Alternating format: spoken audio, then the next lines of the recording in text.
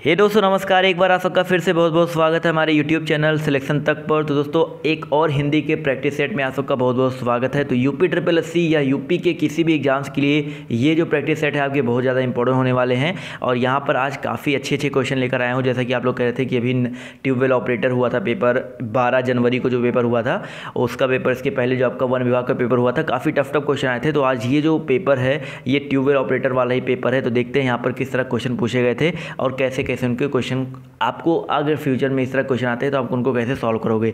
इसके अलावा दोस्तों मैं अनअकैडमी पर भी एक वेरीफाइड एजुकेटर हूं, तो आप वहां पे हमको जाके फॉलो कर सकते हैं। वहां पर भी मैं इसी तरह के वीडियोस आपको लगातार प्रोवाइड करता रहता हूं, जैसे कि जीके जीएस हो गया, मैथमेटिक हो गया, रीजनिंग हो गया। स्पेशली एसएससी की अगर कोई तैयारी कर रहा है तो वहाँ पर हमें जरूर फॉलो करें, क्योंकि उसके लिए मैथ और रीजनिंग के वीडियोज़ मैं आपको लगातार प्रोवाइड करवा रहा हूँ। तो चलिए स्टार्ट करते हैं आज के क्वेश्चन के। तो पहला क्वेश्चन आपका देखिए यहाँ पर कह रहा है कि व्यक्तिगत पत्र के संबंध में असत्य कथन कौन सा है। अब देखिए 1 से 5 तक के क्वेश्चन मैंने इसलिए स्किप कर दिए क्योंकि वो सारे क्वेश्चन आपके लेखन यो आपके क्या बोलते हैं गद्यांश के ऊपर था, तो वो तो आप लोग पढ़ के कर ही ले जाते हो। तो यहाँ पर देखिए क्वेश्चन नंबर 6 आपसे कह रहा है व्यक्तिगत पत्र के संबंध में कौन सा कथन जो है आपका असत्य है। तो देखिए 4 ऑप्शन दिए गए हैं। तो पहला कह रहा है इसके अंतर्गत बड़ों की तरफ से छोटों को पत्र लिखते हैं, तो ये बिल्कुल सही बात है। अगला कह रहा है कि इसके अंतर्गत छोटों की तरफ से बड़ों को पत्र लिखे जाते हैं, तो ये भी बिल्कुल सही बात है भाई। व्यक्तिगत पत्र के संबंध में असत्य कथन अगर देखा जाए तो यहाँ पर क्या हो जाएगा, इन पत्रों में आपसी संबंध का कोई प्रभाव पत्र पर नहीं पड़ता है, तो ये बिल्कुल गलत जवाब भाई। व्यक्तिगत पत्र के संबंध में ये असत्य कथन हो जाएगा। और व्यक्तिगत पत्र ऐसे पत्र होते हैं जो व्यक्तिगत मामलों के संबंध में पारिवारिक सदस्यों, मित्रों और अन्य प्रियजनों को लिखा जाता है। इस प्रकार के पत्र को आधार व्यक्तिगत संबंध होता है और इन पत्रों में मन की भावनाओं को प्रमुखता दी जाती है, ना कि औपचारिकता को। तो यहाँ पर ऑप्शन जो इसका डी है वो असत्य हो जाएगा। चलिए आते हैं क्वेश्चन नंबर 7 पर। देखिए क्या कह रहा है, सूची 1 को और सूची 2 को मिलाना है और दिए गए संज्ञा के भेद से सुमेलित करना है। तो देखिए जुलाई में कौन सी संज्ञा है भाई, जुलाई की अगर बात की जाए तो यहाँ पर व्यक्तिवाचक संज्ञा हो जाएगा। तो ये आपका ऑप्शन नंबर फर्स्ट से ही मिल जाएगा, हो जाएगा भाई। अगर हम बात करते हैं मैना के बारे में, तो मैना जो है यहाँ पर देखा जाए तो आपका मैना में आपका जातिवाचक संज्ञा हो जाएगा, तो ये आपका ऑप्शन 2 से ही मिल जाएगा। कुंज की बात करें तो कुंज मतलब क्या होता है भाई, कुंज में अगर देखा जाए तो ये आपका एक समूह में आता है, तो यहाँ पर एक समूहवाचक हो जाएगा। और पानी जो है एक द्रव्य मटेरियल है, तो आपका ऑप्शन 3 से मिल जाएगा। तो 1 2 4 3 तो ये हो जाएगा भाई। देखा जाए तो 1 2 4 3 किस में आ रहा है, तो 1 2 4 3 ऑप्शन नंबर इसका जो डी है वो बिल्कुल करेक्ट हो जाएगा। समझ गए दोस्तों। तो ये सारे संज्ञाएं आपको याद रखनी है। द्रव्यवाचक, समूहवाचक मतलब इससे वस्तु के व्यक्ति और समूह का बोध होता है, जैसे सभा, दल, गिरोह, गुच्छा, कुंज, मंडल, ये सारे आपके समूहवाचक के अंतर्गत आते हैं। द्रव्यवाचक में जैसे आपका लोहा, सोना, चांदी, दूध, पानी, तेल, ये सारे आपके द्रव्यवाचक होते हैं। क्वेश्चन नंबर आपका 8 कह रहा है, देखिए श्रद्धानंद का संधि विच्छेद क्या है। श्रद्धानंद का जो संधि विच्छेद है वो क्या हो जाएगा, श्रद्धा धन आनंद क्या हो जाएगा भाई, श्रद्धा प्लस आनंद, यानी कि ऑप्शन जो इसका बी है वो बिल्कुल करेक्ट हो जाएगा। यहाँ पर दीर्घ स्वर संधि का है। यहाँ पर कौन सा भाई, कौन सा संधि है, यहाँ पर दीर्घ स्वर संधि है। चलिए आते हैं क्वेश्चन नंबर 9 की तरफ। देखिए क्वेश्चन नंबर 9 आपसे कह रहा है यह घोड़ा अच्छा है, इस यह वाक्य में यह क्या है। तो यह घोड़ा अच्छा है वाक्य में यह जो है क्या है, अगर देखा जाए तो एक सार्वनामिक विशेषण है, तो ऑप्शन जो इसका बी है वो बिल्कुल करेक्ट हो जाएगा, सार्वनामिक विशेषण। यह घोड़ा अच्छा है, इस वाक्य में यह जो है एक सार्वनामिक विशेषण है। पुरुषवाचक और निजवाचक सर्वनाम अगर देखा जाए तो यहाँ पर मैं और तू और आप, इसके अतिरिक्त अगर कोई भी सर्वनाम जो कि संज्ञा के पहले आता है तो वहाँ पर सार्वनामिक विशेषण ही होता है। समझ गए। क्या याद रखना है कि जो आपका मैं, तू और आप है, इसके अतिरिक्त कोई भी अन्य सर्वनाम अगर किसी संज्ञा के पहले आ जाए तो वहाँ पर सार्वनामिक विशेषण ही होगा। चलिए आते हैं अगले क्वेश्चन पर। तो अगला क्वेश्चन आपका यहाँ पर कह रहा है कि निम्न में से कर्मधारय समास का उदाहरण कौन सा है। तो कर्मधारय समास का उदाहरण देखिए यहाँ पर देखा जाए तो आपका प्रिसखा जो है, आपका पहला ऑप्शन जो कह रहा है प्रिसखा, ये बेसिकली कर्मधारय समास का उदाहरण है। इसका समास विच्छेद क्या होगा, प्रिय सखा, यानी कि ऑप्शन जो इसका ए है प्रिसखा, ये एक कर्मधारय समास का उदाहरण हो जाएगा। कर्मधारय समास क्या होता है, जिसमें उत्तर पद प्रधान होता है और पूर्व पद और उत्तर पद में उपमेय और उपमान का अथवा विशेषण और विशेष्य का संबंध होता है। चलिए आते हैं क्वेश्चन नंबर 11 पर। तो आपसे कह रहा है कि तामसिक का विलोम क्या होगा। बहुत ही इंपॉर्टेंट क्वेश्चन है। देखिए तामसिक का विलोम क्या हो सकता है, 4 ऑप्शन दिए गए हैं। तो तामसिक का जो विलोम होता है सात्विक होता है। क्या होता है भाई, सात्विक होता है, तो ऑप्शन जो इसका ए है वो करेक्ट हो जाएगा। इसके अलावा अभय का विलोम भयभीत होता है, दृढ़ का विलोम आपका अदृढ़ होता है, शामिश का विलोम निरामिष होता है, तो ये याद रखिएगा। चलिए आते हैं दोस्तों अगले क्वेश्चन पर। तो क्वेश्चन नंबर आपका 12 कह रहा है अनाज का पर्यायवाची शब्द क्या है। तो अनाज का पर्यायवाची शब्द क्या है भाई, अनाज, यानी कि इसका पर्यायवाची शब्द हो जाएगा आपका शस्य। याद रखिएगा, शस्य जो है आपका अनाज का पर्यायवाची शब्द है, तो ऑप्शन जो इसका बी है करेक्ट हो जाएगा।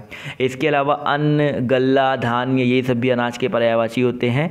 यहाँ पर ऑप्शन में दिया गया चाह, चाह का पर्यायवाची होता है इच्छा, अभिलाषा, कामना, आकांक्षा, ये सारे आपके चाह के पर्यायवाची शब्द होते हैं। सलिल दिया गया, सलिल का पर्यायवाची शब्द क्या होता है, जल, पानी, नीर, वारी, अम्बु, तोय, उदक, ये सारे आपके सलिल के पर्यायवाची होते हैं। समझ गए। चलिए बढ़ते हैं अगले क्वेश्चन पर। तो क्वेश्चन नंबर 13 आप सबके सामने ये कह रहा है निम्न में से ई प्रत्यय से निर्मित शब्द कौन सा नहीं है। ई प्रत्यय से कौन सा शब्द यहाँ पर कौन सा निर्मित नहीं है। तो देखिए यहाँ पर जो नगरीय है ये ई प्रत्यय से नहीं बना हुआ है, तो ऑप्शन जो इसका बी है करेक्ट हो जाएगा।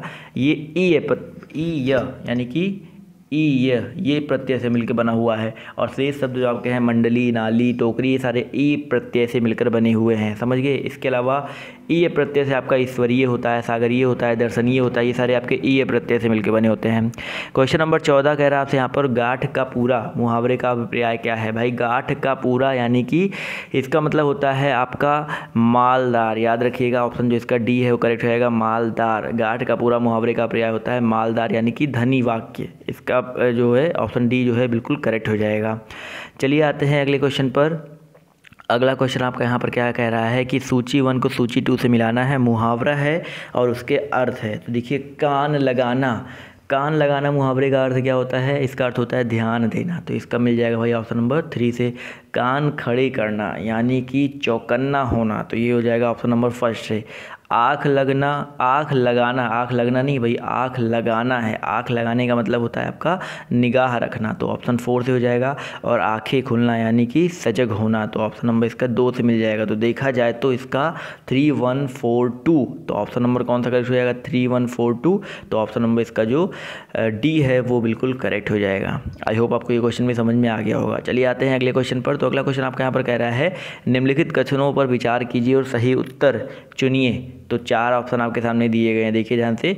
हिंदी के पर्यायवाची शब्द संस्कृत के तद्भव शब्द हैं। तो पहला कथन कह रहा है कि हिंदी के पर्यायवाची शब्द संस्कृत के तद्भव शब्द, तो यहाँ पर ये तो भाई गलत है, ये कथन आपका सही नहीं होगा भाई। पहला जो है ऑप्शन गलत हो जाएगा। दूसरा कह रहा है पर्यायवाची शब्द को प्रतिशब्द भी कहा जाता है, तो पर्यायवाची शब्द को प्रतिशब्द कहते हैं, तो बिल्कुल सही बात है। और तीसरा कह रहा है जिन शब्दों के अर्थ में समानता हो उन्हें पर्यायवाची शब्द कहते हैं, ये भी बिल्कुल सही बात है। परंतु अगर कथन एक की बात करें तो आपका गलत है। हिंदी के पर्यायवाची शब्द संस्कृत के तद्भव शब्द नहीं है, ये गलत है। तो आपका यहाँ पर देखा जाए सिर्फ और सिर्फ 2 और 3 सही है, तो ऑप्शन जो इसका डी है वो बिल्कुल करेक्ट हो जाएगा। चलिए आते हैं अगले क्वेश्चन पर। तो अगला क्वेश्चन आपका यहाँ पर क्या कह रहा है निम्न में से कौन सा विलोम शब्द सुमेलित नहीं है। तो कौन सा विलोम शब्द सुमेलित नहीं है, तो देखिए यहाँ पर क्वेश्चन नंबर 17 में, तो यहाँ पर पौराणिक और प्राचीन, तो पौराणिक प्राचीन जो है ये बेसिकली पौराणिक का विलोम अपौराणिक होता है और प्राचीन का विलोम अर्वाचीन होता है। तो यहाँ पर ऑप्शन जो इसका फर्स्ट है वो सही सुमेलित नहीं है। इसके अलावा और जो सारे दिए गए हैं वो बिल्कुल कनिष्ठ का ज्येष्ठ, उग्र का सौम्य, ध्वंत का निर्माण, ये बिल्कुल सही विलोम दिए गए हैं। क्वेश्चन नंबर 18 पर आते हैं। देखिए कह रहा है निम्न समास से संबंधित है, तो यहाँ पर सूची 1 को सूची 2 से मिलाना है। तो विदेश गमन में कौन सा समास होगा, विदेश गमन यानी कि विदेश को गमन आपका तत्पुरुष समास हो जाएगा, तो यहाँ पर ऑप्शन 2 मिल जाएगा। गिरिधर यानी कि पर्वत को धारण करने वाले अर्थात श्री कृष्ण, तो अर्थ अलग चला जा रहा है तो बहुव्रीहि समास हो जाएगा।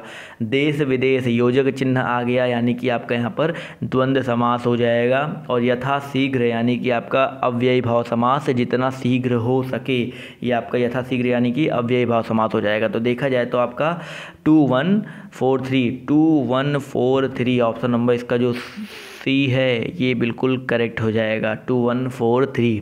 क्वेश्चन नंबर 19 पर आते हैं। तो कह रहा है यहाँ पर, माफ़ कीजिएगा, पुल्लिंग और स्त्रीलिंग आपको सही सुमेलित करना है। तो साहब का पुल्लिंग क्या होता है भाई, साहब का पुल्लिंग साहब का स्त्रीलिंग क्या होता है, तो साहब का स्त्रीलिंग आपका मेम होता है। पिता का माता होता है, हाथी का हथनी होता है, सांप का शापिन होता है, याद रखिएगा।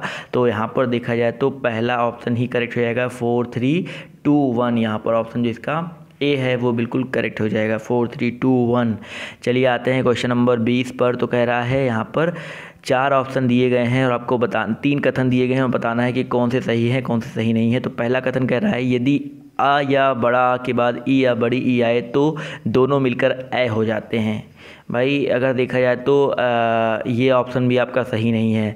या आ या देखो भाई कथन अगर हम बात करते हैं पहले वाले की, इसकी बात करें पहले कथन की, तो या यदि आ या बड़ा आ के बाद ई या बड़ी ई, ऊ या बड़ा ऊ आए या री आए तो दोनों मिलकर ए और अर हो जाते। तो आपने ये चीज़ पढ़ा है ना। तो यहाँ पर देखा जाए तो पहला कथन जो है और दूसरा कथन क्या कह रहा है, यदि आ या बड़ा आ के बाद ए या ए आए तो दोनों के स्थान पे ए हो जाता है। और तीसरा आपका क्या कथन कह रहा है कि यदि आ या बड़ा के बाद ऊ या ऊ आए तो दोनों मिलकर ओ हो जाते हैं। तो यहाँ पर देखा जाए तो कथन 1 और 3 की अगर हम बात किया जाए, कथन 1 और 3 जो है वो सही है, कथन 1 और 3 सही है, लेकिन आपका ऑप्शन जो कथन 2 है ये नहीं सही है। तो यहाँ पर लेकिन ऑप्शन में कथन 1 और 3 वाला कोई ऑप्शन आ ही नहीं रहा है। तो इस क्वेश्चन को बेसिकली आयोग ने भी स्टार लगा दिया था क्योंकि इस क्वेश्चन में वो ऑप्शन दिया ही नहीं गया था। तो आप लोग भी इस क्वेश्चन को ध्यान रखिएगा। अगला क्वेश्चन आपका यहाँ पर सूची 1 और सूची 2 को मिलाना है। तो पाठ यहाँ पर बेसिकली करना क्या है, सूची 1 में दिए गए धातु को सूची 2 में दिए गए प्रत्यय से मिलित करना है। तो पाठ में क्या जोड़ें कि बन जाएगा भाई, पाठ में अक जोड़ो पाठक बन जाएगा पाठक। चाल में क्या जोड़ेंगे, आक जोड़े तो चालाक हो जाएगा चालाक। झटक में क्या जोड़ें, झटक में आ जोड़े तो झटका हो जाएगा। पशु में एक जोड़े तो क्या हो जाएगा, पाश्विक हो जाएगा। ये इंपॉर्टेंट है, पाश्विक याद रखिएगा। तो देखा जाए तो यहाँ पर 4 3 2 1 ऑप्शन नंबर कौन सा हो जाएगा, 4 3 2 1 ऑप्शन जिसका बी है वो बिल्कुल करेक्ट हो जाएगा।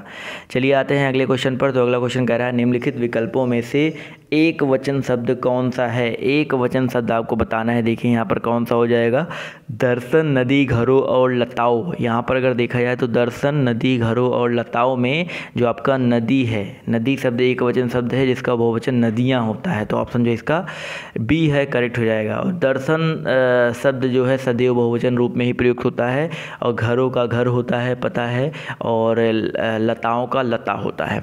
चलिए आते हैं क्वेश्चन नंबर 23 पर। तो आपसे कह रहा है निम्नलिखित विकल्पों में से कौन सा वचन जोड़ा सही नहीं है। कौन सा वचन जोड़ा सही नहीं है, देखिए यहाँ पर सोना सोना। तो यहाँ पर बेसिकली आपको क्या बताना है कौन सा वचन जोड़ा सही नहीं है। तो यहाँ पर देखा जाए तो आपका आटा और आटे जो है ये सही नहीं है। आटा द्रव्यवाचक संज्ञा है और द्रव्यवाचक संज्ञाएं सदैव एक वचन में ही रहती हैं, इनका बहुवचन नहीं बनाया जा सकता है। तो आटा का यहाँ पर जो ऑप्शन डी है ये वचन बिल्कुल गलत है। चलिए आते हैं अगले क्वेश्चन पर। तो अगला क्वेश्चन आपका यहाँ पर कह रहा है कि निम्नलिखित कथनों पर विचार करना है और सही उत्तर चुनना है। तो अकारांत और अकारांत पुल्लिंग शब्दों को इकारांत कर देने से वे स्त्रीलिंग हो जाते हैं। तो भाई अकारांत तथा अकारांत पुल्लिंग शब्दों को इकारांत कर देने से वे स्त्रीलिंग हो जाते हैं, जैसे नर का नारी, लड़का का लड़की, हिरण का हिरणी। तो देखा जाए तो ये तो बिल्कुल सही बात है।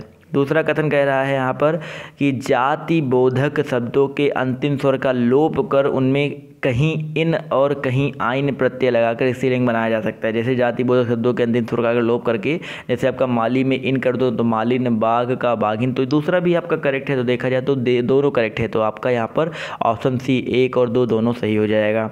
चलिए आते हैं आज के आखिरी क्वेश्चन पर। तो इसका जवाब जो आपको कॉमेंट करके देना है क्वेश्चन नंबर 25 का, कि व्यावसायिक पत्र के संबंध में सही कथन कौन सा है। और इसका जवाब जो है आपको कमेंट करके देना है। तो आपके सामने 4 ऑप्शन दिए गए हैं व्यावसायिक पत्रों को लेकर के। पहला क्वेश्चन आपका व्यक्तिगत पत्र से संबंधित था और आखिरी क्वेश्चन आपका व्यावसायिक पत्र से संबंधित है। तो बहुत ही इंपॉर्टेंट क्वेश्चन है, कमेंट करके इसका जवाब जो है जरूर देने की कोशिश कीजिएगा। तो आज के इस वीडियो में सिर्फ इतना ही। आप लोग कमेंट करके जरूर बताइएगा कि आपको वीडियो जो है वो कैसा लगा, और इसी तरह के वीडियो आपको लगातार मिलते रहेंगे। तो आप लोग चैनल को सब्सक्राइब कर लीजिए और अनअकैडमी पर जुड़ना मत भूलिए। वहाँ पर मैं आपको लगातार इसी तरह के वीडियोज़ आपको वहाँ भी प्रोवाइड करवा रहा हूँ जो कि बिल्कुल फ्री है। तो वहाँ पर भी आप हमें जुड़ करके फॉलो कर सकते हैं। तो आज के इस वीडियो में सिर्फ इतना है। बाय बाय, टेक केयर, जय हिंद, जय भारत। मिलते हैं आप सबसे नेक्स्ट वीडियो में।